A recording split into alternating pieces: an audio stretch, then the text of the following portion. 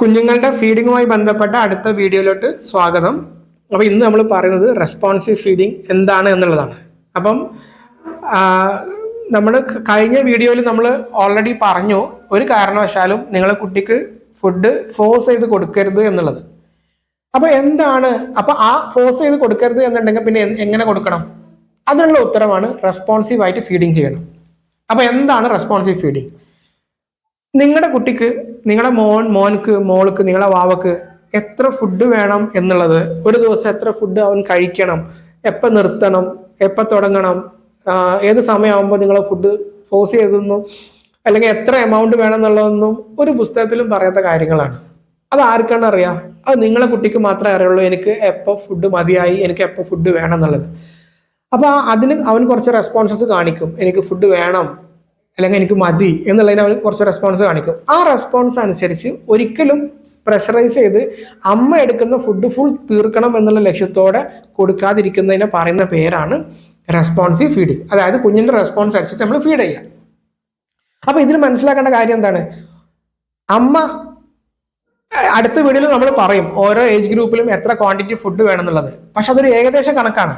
അത് ആ കണക്ക് ഉണ്ട് എന്ന് വിചാരിച്ച് ആ എമൗണ്ട് തന്നെ അമ്മ എടുത്ത ഫുഡ് തന്നെ കുട്ടി കഴിക്കണം എന്ന് വാശി പിടിക്കാതിരിക്കുന്നതിന്റെ പേരാണ് റെസ്പോൺസീവ് ഫീഡിങ്. അമ്മക്ക് താല്പര്യമുള്ള ഫുഡ് അല്ലെങ്കിൽ അമ്മ നിശ്ചയിക്കുന്ന ഫുഡ് തന്നെ കുട്ടി കഴിക്കണം എന്ന് വാശി പിടിക്കാതിരിക്കുന്നതിന്റെ പേരാണ് റെസ്പോൺസീവ് ഫീഡിങ്. കുട്ടിക്ക് എന്ത് താല്പര്യമുണ്ടോ ആ താല്പര്യം കണ്ടറിഞ്ഞ് കൊടുക്കുന്നതിന്റെ പേരാണ് റെസ്പോൺസീവ് ഫീഡിങ്.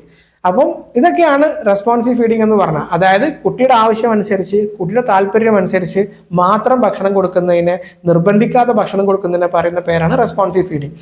അപ്പൊ നമുക്ക് അടുത്ത ചോദ്യം വരും, എങ്ങനെ കുഞ്ഞിന്റെ ആവശ്യം നമുക്ക് മനസ്സിലാക്കാം എന്നുള്ളത്, അല്ലേ?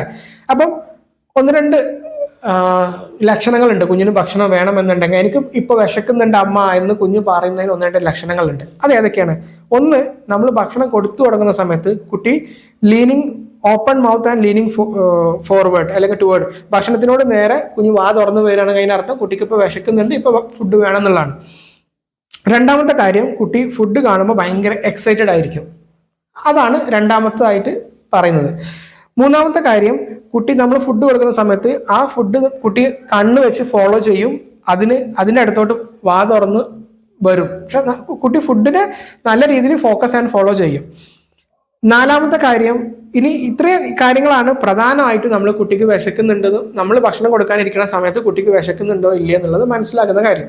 പിന്നെ വളരെ കുഞ്ഞു കുട്ടികളാണെങ്കിൽ അവർ കരയാൻ തുടങ്ങും, കൈ വായിലിട്ട് ചപ്പാൻ തുടങ്ങും. ഇതൊക്കെയാണ് വളരെ കുഞ്ഞു കുട്ടികൾക്കുള്ള ലക്ഷണങ്ങൾ. ഇനി നമ്മൾ ഫുഡ് കൊടുത്തു കഴിയുമ്പോൾ കുട്ടിക്ക് മതിയായി എങ്ങനെ മനസ്സിലാക്കാം? അത് ഒന്ന് കുട്ടി തുപ്പാൻ തുടങ്ങും, പുറത്തോട്ട് തുപ്പാൻ തുടങ്ങും. രണ്ടാമത്തെ കാര്യം, ഭക്ഷണം കഴിച്ചുകൊണ്ടിരിക്കുന്നുണ്ടെങ്കിൽ പെട്ടെന്ന് ആരെങ്കിലും ഒന്ന് വന്നാലോ അല്ലെങ്കിൽ സറൗണ്ടിങ്സിൽ എന്തെങ്കിലും നടന്നാലോ കുട്ടി പെട്ടെന്ന് ഡിസ്ട്രാക്റ്റഡ് ആവും. പക്ഷെ ഒരു വിശപ്പുള്ള കുട്ടി ഒരിക്കലും പുറത്തു നിന്ന് നടന്നാലും ഡിസ്ട്രാക്ട് ആവില്ല, അവൻ ഫുഡിൽ തന്നെ കോൺസെൻട്രേറ്റ് ചെയ്തിരിക്കും.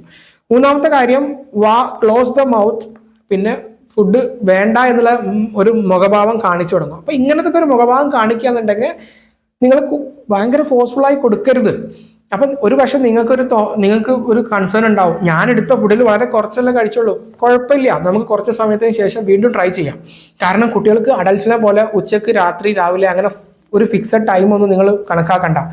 അവരുടെ ഭക്ഷണം അനുസരിച്ച്, അവരുടെ താല്പര്യം അനുസരിച്ച് കുറച്ച് കഴിയുമ്പം തനിയെ അവർ നിങ്ങൾ കൊടുക്കുന്ന സമയത്ത് കുട്ടിക്ക് ഭക്ഷണത്തിനോടുള്ള അതൃപ്തി, ഒരു ഇൻട്രസ്റ്റ് കാണിച്ചു തുടങ്ങും. കുറച്ച് സമയം കഴിഞ്ഞിട്ട്, ഒരു മണിക്കൂർ അല്ലെങ്കിൽ 2 മണിക്കൂർ കഴിഞ്ഞിട്ട് വീണ്ടും ട്രൈ ചെയ്യാം, കാണിക്കും. അത് ഉറപ്പാണ്.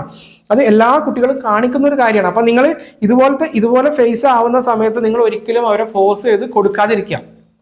ഇനി അങ്ങനെ അഥവാ നിങ്ങളെ കുട്ടി വളരെ കുറച്ച് എമൗണ്ടേ കഴിക്കുന്നുള്ളൂ എന്നുണ്ടെങ്കിൽ അത്തരം കുട്ടികൾക്ക്, ഈ കുറച്ച് എമൗണ്ട് കഴിക്കുന്ന കുട്ടികൾക്ക് നമ്മൾ എങ്ങനെ ആ ഒരു പ്രശ്നത്തെ ടാക്കിൾ ചെയ്യാന്നുള്ളത് നമ്മൾ അവസാനത്തെ വീഡിയോയിൽ പറയുന്നുണ്ട്. അത് ഇനി ആ വീഡിയോ നമ്മൾ ഇതിന് ശേഷം അപ്ലോഡ് ചെയ്യും. അപ്പം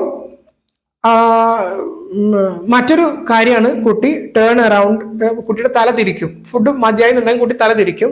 മറ്റൊന്നാണ് കുട്ടി ഫുഡ് വെച്ച് കളിക്കാൻ തുടങ്ങും. അപ്പൊ ഇത്രയും കാര്യങ്ങൾ കുഞ്ഞ് ചെയ്യുന്നുണ്ടെന്നുണ്ടെങ്കിൽ അതിനർത്ഥം കുട്ടിക്ക് മതിയായി. അപ്പൊ ഇനി ഫോഴ്സ് ചെയ്ത് കൊടുക്കാതിരിക്കാം. അപ്പൊ ഇനി നമുക്ക് അടുത്തത് നോക്കാം, എന്തൊക്കെയാണ് ഈ റെസ്പോൺസീവ് ഫീഡിങ്ങിന്റെ ബെനിഫിറ്റ്സ് എന്നുള്ളത്. ഏറ്റവും പ്രധാനപ്പെട്ട കാര്യം, കുട്ടിയിൽ ഒരു ഹെൽത്തി ഈറ്റിംഗ് ഹാബിറ്റ്സ് ഉണ്ടാക്കുന്നതാണ്. കാരണം ഒരു കുട്ടികൾക്കും നമ്മൾ ഈ ഹീറ്റിംഗ് ടൈം ഒരു പേടിപ്പെടുന്ന സമയമാക്കി മാറ്റരുത്. അവർക്ക് എൻജോയ് ചെയ്യുന്ന ഒരു സമയമാക്കി മാറ്റാൻ നിങ്ങൾക്ക് കഴിയണം. രണ്ടാമത്തത് ഈ ഓവർ വെയിറ്റ് എന്നുള്ള പ്രശ്നം കുട്ടികളിൽ ഉണ്ടാവില്ല. കാരണം നിങ്ങൾ വിചാരിക്കുന്ന പോലെ അല്ല, എല്ലാ അമ്മമാരും പറയും എൻ്റെ കുട്ടി കഴിക്കുന്നില്ല എന്നല്ല. പക്ഷേ ഒരു 2-3 വയസ്സിന് ശേഷം അല്ലെങ്കിൽ 4 വയസ്സിന് ശേഷം ഇന്ന് ഇന്ത്യയിൽ ഒബിസിറ്റി, അതായത് പൊണ്ണത്തടി ഒരു കുട്ടികളിൽ ഒരു എപ്പിഡമിക് ആയി മാറിക്കൊണ്ടിരിക്കുക. എന്ന് വെച്ചാൽ അത്രയും കുട്ടികൾ ഇപ്പം നമുക്ക് ഒബിസി ആയിക്കൊണ്ടിരിക്കുകയാണ്. അപ്പൊ അത് ആ ഒരു ഹാബിറ്റ് അല്ലെങ്കിൽ അത് ഭാവിയിൽ അങ്ങനെ ആവാതിരിക്കണമെങ്കിൽ ചെറുപ്പത്തിലുള്ള ഫുഡ് ഹാബിറ്റ്സ് നമ്മൾ നോക്കണം. അപ്പൊ ചെറുപ്പത്തിൽ തിരികെ കൊടുക്കാതിരിക്കുക എന്നുള്ളതാണ്. അപ്പോൾ ഇങ്ങനെ കൊടുത്തു കഴിഞ്ഞാൽ നമുക്ക് കുട്ടികൾക്ക് ഒബിസിറ്റി വരത്തില്ല. രണ്ടാമത്തെ കാര്യം, സ്വന്തമായി കഴിക്കാൻ കുഞ്ഞ് പഠിക്കും. നാലാമത്തെ കാര്യം, കുഞ്ഞ് മീൽ ടൈം ശരിക്കും എൻജോയ് ചെയ്യാൻ പഠിക്കും. കുഞ്ഞ് ശരിക്കും എൻജോയ് ചെയ്യുന്നത്. അടുത്ത കാര്യം, അമ്മയും കുഞ്ഞുമായിട്ടുള്ള ബോണ്ടിങ്. ഇതാണ് നിങ്ങൾ പ്രധാനമായി ശ്രദ്ധിക്കേണ്ടത്. ഫോഴ്സ്ഫുൾ ഫീഡിങ് ആണെന്നുണ്ടെങ്കിൽ ആ അമ്മയോട് കുട്ടിക്ക് ബോണ്ടിങ് കുറവായിരിക്കും. രണ്ടാമത്തെ കാര്യം, അമ്മ ഈ ഫീഡിങ് ഫോഴ്സ്ഫുൾ ആയി കൊടുക്കുന്നതുകൊണ്ട് തന്നെ കുട്ടിക്ക് അമ്മയോട് ഭയമാണ് ഉണ്ടാവുക, സ്നേഹമല്ല. അപ്പം ഇതുകൊണ്ടൊക്കെ തന്നെ നിങ്ങൾ ഫോഴ്സ്ഫുൾ ആയി കൊടുക്കാതിരിക്കുക. ഇനി എൻ്റെ കുട്ടി തനിയെ കൊടുക്കുമ്പോൾ കഴിക്കുന്നില്ല, ഓക്കെ, പ്രശ്നമില്ല, നമുക്ക് കുറച്ച് സമയം കഴിഞ്ഞിട്ട് വീണ്ടും ട്രൈ ചെയ്യാം. അല്ലെങ്കിൽ അത്തരം കണ്ടീഷൻ എങ്ങനെ ടാക്കിൾ ചെയ്യാന്നുള്ളത് ഞാൻ അടുത്ത വീഡിയോയിൽ നിങ്ങൾക്ക് എക്സ്പ്ലെയിൻ ചെയ്തു തരാം. അപ്പോൾ ഏതായാലും ഇതൊക്കെയാണ് ബെനിഫിറ്റ്സ്. ഇതുപോലെ കുഞ്ഞ് കഴിക്കാൻ തുടങ്ങിയെന്നുണ്ടെങ്കിൽ നിങ്ങൾ പയ്യെ ബേബി ലെഡ് വീനിങ് കൂടെ അതിന് കൂടെ ട്രൈ ചെയ്യാൻ ശ്രമിക്കുക. അപ്പോൾ ഏതായാലും ഞാൻ കഴിഞ്ഞ വീഡിയോയിൽ പറഞ്ഞു ബേബി ലെഡ് വീനിങ്ങിന്റെ കുറെ പ്രശ്നങ്ങളും അതിന്റെ പോസിറ്റീവ്സും നെഗറ്റീവ്സും ഒക്കെ. അപ്പൊ ബേബി ലെഡ് വീനിങ് നിങ്ങൾ ട്രൈ ചെയ്തില്ലെങ്കിലും കുഴപ്പമില്ല, പക്ഷെ നിങ്ങൾക്ക് നിർബന്ധമായും റെസ്പോൺസീവ് ഫീഡിങ് ആയിരിക്കണം. അത് നിർബന്ധമാണ്. ബേബി ലെഡ് വീനിങ് പോലെയല്ല. ബേബി ലെഡ് വീനിങ് ഒരു നിർബന്ധവും ഇല്ല, വേണമെങ്കിൽ കൊടുത്താൽ മതി. പക്ഷെ റെസ്പോൺസീവ് ഫീഡിങ് അങ്ങനെയല്ല. You should feed only according to the response of their baby. അത് നിർബന്ധമാണ്. ഇനി അവിടെ നമ്മൾ പ്രധാനമായി പറയുന്ന കാര്യമാണ് ഈ റെസ്പോൺസീവ് ഫീഡിങ്ങോട് കൂടി എന്താണ് അവിടെ ഇല്ലാതാവുന്നത്? അതോറിറ്റി ഫീഡിംഗ് ആണ് ഇല്ലാതാവുന്നത്. അമ്മ ഒരു അതോറിറ്റിയായി ആക്ട് ചെയ്ത് അമ്മ തീരുമാനിക്കുന്ന പോലെ എല്ലാം ചെയ്യണം.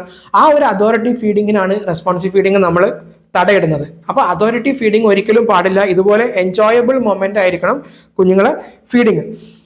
ഇനി അടുത്ത ചോദ്യമാണ്, അങ്ങനെ കുഞ്ഞിന്റെ താല്പര്യം മാത്രം നോക്കി കഴിഞ്ഞു കഴിഞ്ഞാൽ എൻ്റെ കുട്ടിക്ക് വേണ്ട ന്യൂട്രീഷൻ കിട്ടിയിട്ടുണ്ടാവോ? എങ്ങനെ മനസ്സിലാക്കാം? എങ്ങനെ നിങ്ങൾക്ക് മനസ്സിലാക്കാം എൻ്റെ കുട്ടിക്ക് ന്യൂട്രീഷൻ അങ്ങനെ കൊടുത്താൽ കിട്ടും? അതിനുള്ള ടൂളാണ് നിങ്ങളുടെ കുട്ടിയുടെ വെയിറ്റ് നോക്കുക എന്നുള്ളത്. അപ്പം കുട്ടിക്ക് വെയിറ്റ് നോക്കിയിട്ട് എങ്ങനെ അത് നോർമൽ ആണോ അബ്നോർമൽ ആണോ എന്ന് മനസ്സിലാക്കാം എന്നുള്ളത് ഞാൻ ഓൾറെഡി എൻ്റെ ഇൻസ്റ്റാ ഐ ഡിയിൽ ഞാൻ പോസ്റ്റ് ചെയ്തിട്ടുണ്ട്. അപ്പം ഈ ഇൻസ്റ്റാ ഐ ഡിയിൽ നിങ്ങളൊന്ന് ചെക്കൗട്ട് ചെയ്തിട്ട് നിങ്ങൾ നോക്കുക. അതിൽ ഞാൻ എങ്ങനെ പ്രോപ്പറായി ഗ്രോത്ത് ചാർട്ട് വരക്കണം, എങ്ങനെ നിങ്ങളെ കുട്ടിയുടെ ഗ്രോത്ത് മോണിറ്റർ എന്നൊക്കെ പറയുന്നുണ്ട്. അപ്പോൾ നിങ്ങൾക്ക് റെസ്പോൺസീവ് ഫീഡിങ് കൊടുക്കുന്ന സമയത്ത് എൻ്റെ കുട്ടിക്ക് വെയിറ്റ് വെക്കുന്നുണ്ടോ, എൻ്റെ കുട്ടിക്ക് ന്യൂട്രീഷൻ കിട്ടുന്നുണ്ടോ എന്നുള്ള സംശയങ്ങൾ നമ്മൾ എങ്ങനെ ദൂരീകരിക്കാം, അതിനുള്ള ഉത്തരമാണ് ഗ്രോത്ത് ചാർട്ട് വരക്കുക. അല്ലാന്നുണ്ടെങ്കിൽ നിങ്ങളെ ഗ്രോത്ത് മോണിറ്റർ ചെയ്യുക. അപ്പോൾ ഓരോ 2 മാസം കൂടുമ്പോൾ അല്ലെങ്കിൽ 1 മാസം കൂടുമ്പോൾ വെയിറ്റ് നോക്കി അത് നിങ്ങൾ പ്ലോട്ട് ചെയ്ത് കഴിഞ്ഞാൽ കറക്റ്റായിട്ട് മനസ്സിലാവും എൻ്റെ കുട്ടിക്ക് ഫീഡിങ് പ്രോപ്പറായി കിട്ടുന്നുണ്ടോ ഇല്ല എന്നുള്ളത്. അപ്പോൾ ഇത്രയാണ് റെസ്പോൺസീവ് ഫീഡിങ്ങിനെ കുറിച്ച് പറയാനുള്ളത്. ഇനി നമുക്ക് പ്രോപ്പർ ഫീഡിങ്ങിലോട്ട് അടുത്ത വീഡിയോയിൽ സംസാരിക്കാം. അപ്പോൾ അത് ഈ വീഡിയോ സീരീസിലെ എല്ലാ വീഡിയോസും നിങ്ങൾ കാണാൻ ശ്രമിക്കുക. അപ്പം ഏതായാലും bye for today. Next video നമ്മൾ 6 months to 8 months എങ്ങനെ ഫീഡിങ് കൊടുക്കുക എന്നുള്ളതാണ്. അപ്പോൾ അത് ചെക്കൗട്ട് ചെയ്യാൻ ശ്രമിക്കാം.